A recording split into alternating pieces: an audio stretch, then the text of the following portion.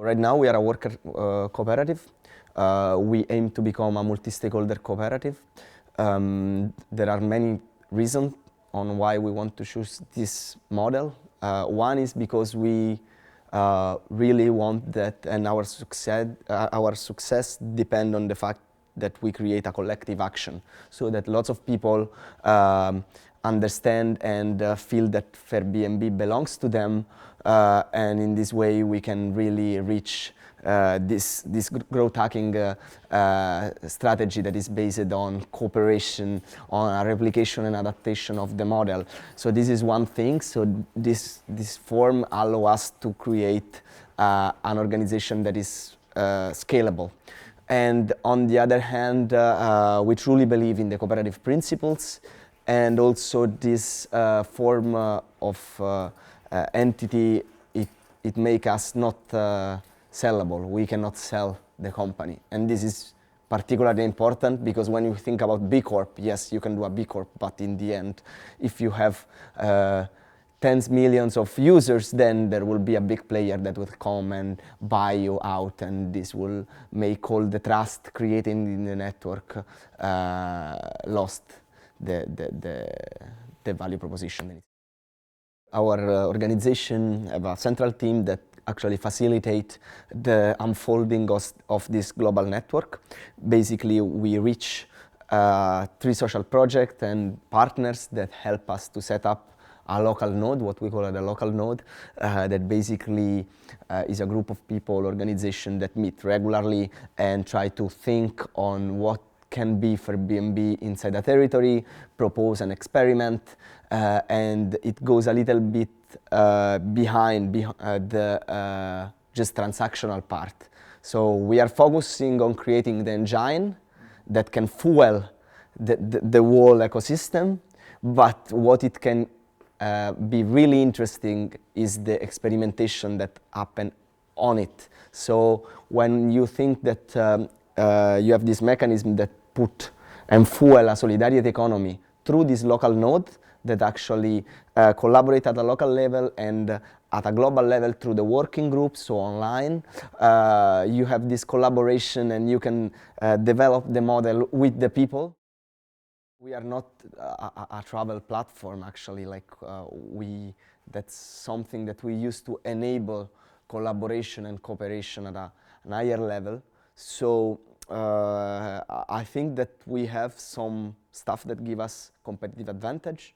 What we do, like the redistribution of the commission, is actually something that allows us to gain a competitive advantage because we have people, local people, that actually help us to set FairBnB there. So we ask these projects to help us to find the first 10, 20 hosts in a city, and so this somehow is not a dead cost. It's something that gives us a competitive advantage. Also, like the bet is that we will have a lower customer acquisition cost and a higher lifetime value. So we will be able to differentiate because people care actually, and when we have an offer that is more or less similar to the others, we can really be seen as different. And on the other hand, so we will use less money to attract the users, and at the same time, probably the user will stay more with us, so the lifetime value of the user will be much higher. So I think that we can really be competitive. The risk of seeing the platform core value distorted, there is, clearly. The more in this phase we let the right people, the right organization entering and somehow protect these core values, is something that can avoid this. The cooperative model allows us not to be sold as said. That is the major risk, because when you have someone that offers you 50, 100 million, probably, like, even if you are ethically very strong, there could be someone that actually might think about it, but we put ourselves in the condition of not being able to do this. And I really think that if we are not coherent with what we do, if people don't understand that what we are doing is something that have value, intrinsic value for the future of our economy, for the future of Europe in general, I said, because we are losing the platform race. Actually, we lost it completely in the platform economy that we are living right now. Europe owns only 3% of the mega platforms and don't have one of the 5 major players. So we really need to understand how to leverage a competitive advantage, and this type of model based on cooperation and solidarity can really be how we can compete. When we think about funding platform cooperatives, our experience, it's really interesting because we took a long time to receive funding. Actually, last week, finally, we received a huge amount of funding, a quite big amount of funding from Banca Etica, that is a cooperative bank that made this loan for us. And this will help us to thrive, but until now we had to develop the platform with our own resources, the resources of the founders, and doing other jobs, you know, just to be able to do FairBnB. I'm really happy because just really last week we had this beautiful news, and so we will have time and money to do the European expansion and to support all the people that want to bring FairBnB in their cities. What I see 2 things. One is the fact that we need other financial tools because the risk of a startup is too high for the return that you can get through a normal cooperative. You can get in Italy around 5-6% per year is not enough for the risk of a startup. So we need to find ways to do it. We are studying it with Lega Coop in Italy, how to do this. On the other hand, I think that when we show that we have some traction, so that we have an increasing number of users, it will be much easier to get funding, because when basically you show that your customer acquisition cost is, let's say, 3 euros per user, and the lifetime value of that user is 9 euros, you show them that works with 10,000 euros, then you can ask them 1 million, because you say, okay, see, I did it with 10,000 euros, now maybe give me 300,000, then give me 5 million, because it's just how this works, you know. It's customer acquisition cost, lifetime value. If I can show that these 2 things works in a certain way, I have been doing the magic. Trust is present, of course, when you have people that know each other, and we want to build a backbone of people that know each other. So we will have the users that are normal users, like guests and hosts, that probably will use our platform like they use other platform, and there is a basic mechanism that is the booking plus the crowdfunding, let's say. And then there is all the things related to contributors, so people that voluntarily contribute to development of FairBnB, and all these people are those that actually can really create something magical, because are those that can experiment, that can bring new perspective and so on. But in general, for the normal users, we need to reach lots of people. So in all the internet community, you have the 90% that are considered the lurkers, so those that just don't participate much. In our case, those that just use the platform to travel or rent.